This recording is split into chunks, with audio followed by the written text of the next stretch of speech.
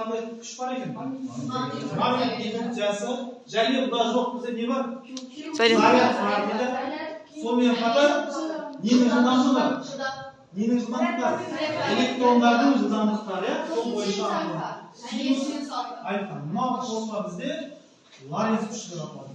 Қазір оның атауын жазамыз, Лоренц күші деген бізде. Жалпы ампер күші бізде мынау магнит бар ма? Тағат әрсіз?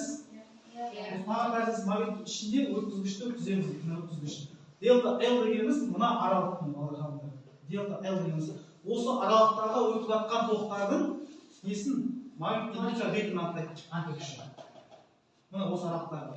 Бізде өткізгіштер көрсеттік қой, тізбекті көрдік қой? Иә, кілт болды, реостат болды және не болды бізде? Реостат дегеніміз сол кедергі. Демек, магнит өзгергіш сызықтардың бақылаушы әрі қарай бағытталған дейді. Бақылаушыдан деген кім бақылаушы? Бақылаушы мен қарап тұрғаны, ол менен әрмен қарай немесе маған қарай деген сөз. Немесе сендер. Онда алақанды магнит өзінің күш сызықтарын ретінде етіп, сол кезде 90 градус дейді. Басқалған бойынша анықталған басқалған Лоренц күшінің бағытын көрсетеді. Жаңа біздің Лоренц күшінің бізде осы нүкте және X беттерін жиналтыласып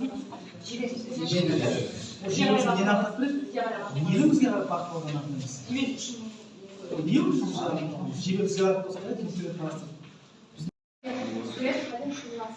Аяқ шуласы, ол көбінесе оңтүстік көзге, солтүстік көзге болады, әсіресе солтүстік көзге көп болады. Шуласы жердің озон қабатымен байланысты және күннің